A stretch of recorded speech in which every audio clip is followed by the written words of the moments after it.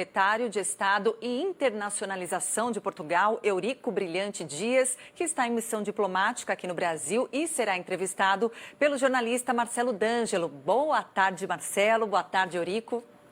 Boa tarde, Patrícia. Boa tarde aos assinantes do Band News TV. Seja muito bem-vindo aqui ao Band News TV. Secretário, uma missão diplomática curta, mas com alguns objetivos importantes. Você esteve em reunião com alguns ministros aqui no Brasil.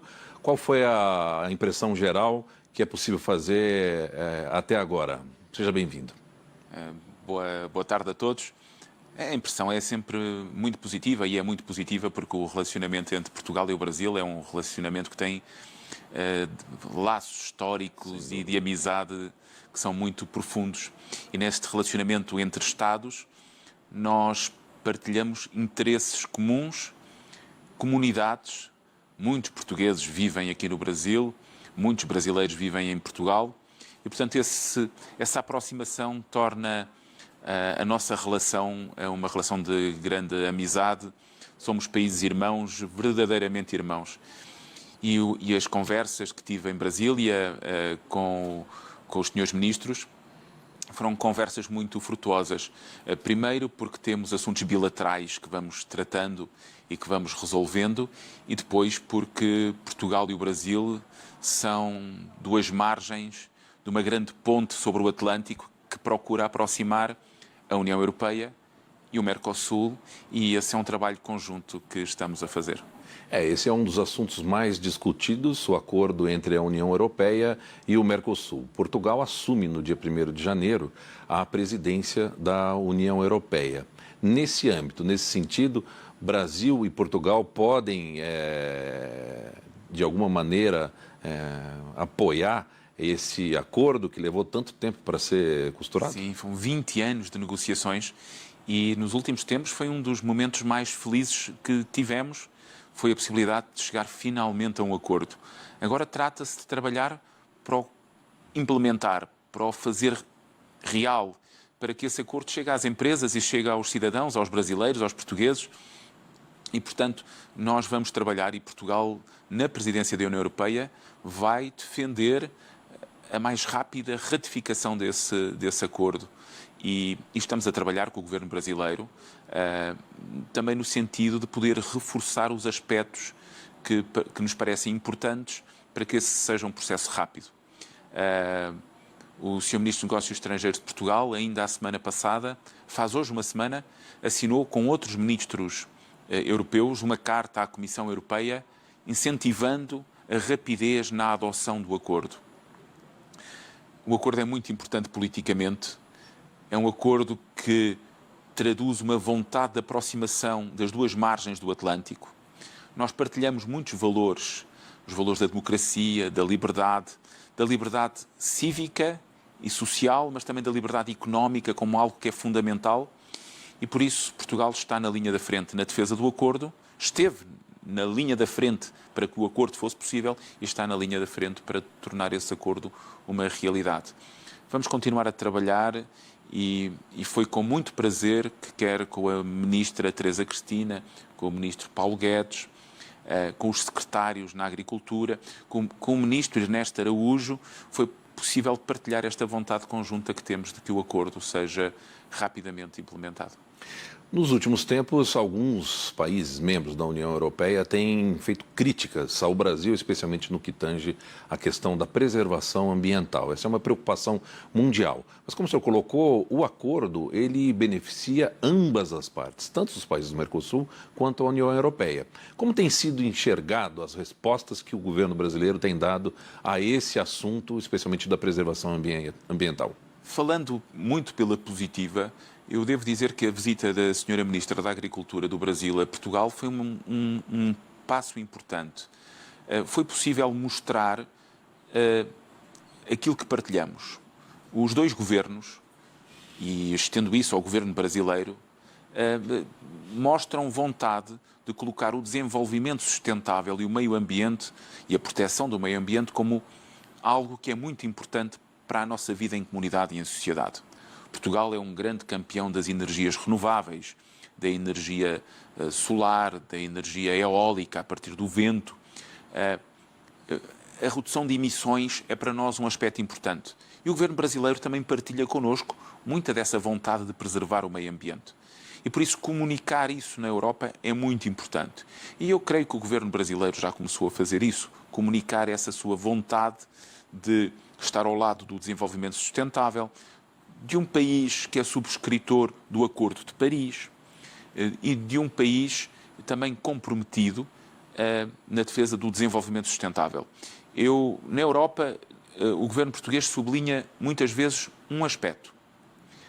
O acordo entre a União Europeia e o Mercosul tem um capítulo sobre desenvolvimento sustentável que é um capítulo dos mais avançados de todos os acordos comerciais que a União Europeia alguma vez assinou. E esse é um aspecto muito importante. Se formos capazes de perceber que do lado brasileiro há aspectos muito importantes como a soberania nacional em torno da Amazónia.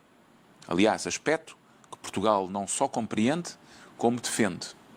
Se percebermos que o acordo demorou 20 anos para acontecer e que não podemos voltar atrás e reabrir. Então, com esses dois pilares, que o lado português percebe muito bem, temos condições de avançar, inclusive criando outros instrumentos, mas que nos permitam avançar na implementação deste acordo tão importante. Bom, de forma geral, o senhor está otimista com a ratificação desse acordo? Eu mais do que otimista, eu sou realista e pragmático. Há vontade em que o acordo avance. Há vontade de entendimento. O governo português fará todo o possível na União Europeia para demonstrar que, com boa vontade, é possível implementar rapidamente o acordo. E o meu otimismo é também um otimismo fundado nas conversas que tive em Brasília com o governo brasileiro, que demonstraram vontade em fazer avançar o acordo. Muito bem, um outro tema dessa visita aqui ao Brasil é a promoção do porto de Sines, ao sul de Lisboa, mas ao sul de Portugal. Sim. Um porto que tem crescido bastante, com movimentação importante para toda a Europa. Sim. Porto pode ser uma porta de entrada para os produtos brasileiros, por exemplo, na União Europeia? Sim, sim. Nós mostramos o Porto de Sines à delegação que visitou Portugal em outubro, porque consideramos que o comércio é uma estrada com duas vias, de exportação e de importação. É normal que o Brasil tenha a ambição de fazer chegar os seus produtos à Europa, como nós temos a ambição de fazer chegar produtos europeus e portugueses, neste caso, ao Brasil. E o Porto de Sines é um porto muito próximo, é o mais próximo do Brasil. Do Nordeste brasileiro a Sines temos 6 dias de navegação. Temos condições de fazer chegar esses produtos e depois de os distribuir, quer para o Mediterrâneo, para o mar Mediterrâneo, quer para o norte da Europa. E de dentro da Europa poder armazenar, poder alterar as características e pegar nesses produtos e fazê-los chegar a vários mercados europeus. Eu penso que os agricultores e os operadores do agronegócio no Brasil deviam olhar para este porto fantástico, que alguns lá em casa estão a ver agora. Sim. Nas imagens, que está a crescer imenso, que é provavelmente dos portos do sul da Europa que mais está a crescer. Serão muito bem recebidos, teremos ótimas condições para os acolher e para fazer com que o negócio exportador do Brasil para a Europa seja um negócio eficiente e eficiente também desde o ponto de vista logístico. A gente observa aí que a movimentação de contêineres no porto já é bastante significativa. O porto nasceu na década de 70, no início da década de 70, como uma solução importante para Portugal receber combustíveis, petróleo e carvão também. E esse porto foi se desenvolvendo e assumindo outras funções também, é isso? É uma área que eu gosto muito. Em anteriores funções, já tive a administração da zona industrial e logística junto a este porto. Este porto foi desenhado a partir dos anos 70 porque é um porto natural de águas profundas, chamado Deep Sea Waterport. Não tem areia, tem rocha. Os maiores navios do mundo podem ir a Sines.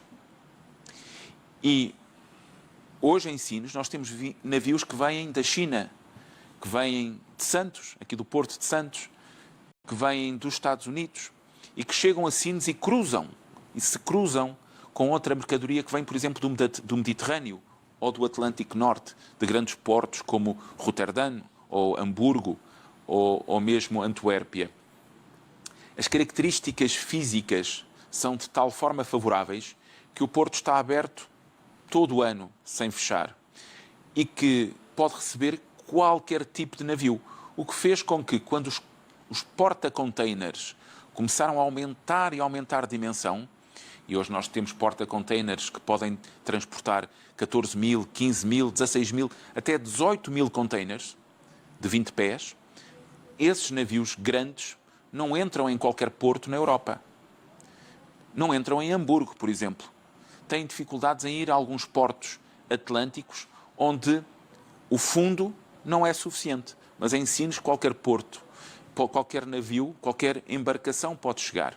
E a partir dali, navios mais pequenos fazem a distribuição para o resto da Europa. É por isso que temos crescido muito. Ou a interligação pelas rodovias. Portugal é um país muito bem servido de rodovias e trem também, né? E ferrovia direta a Madrid.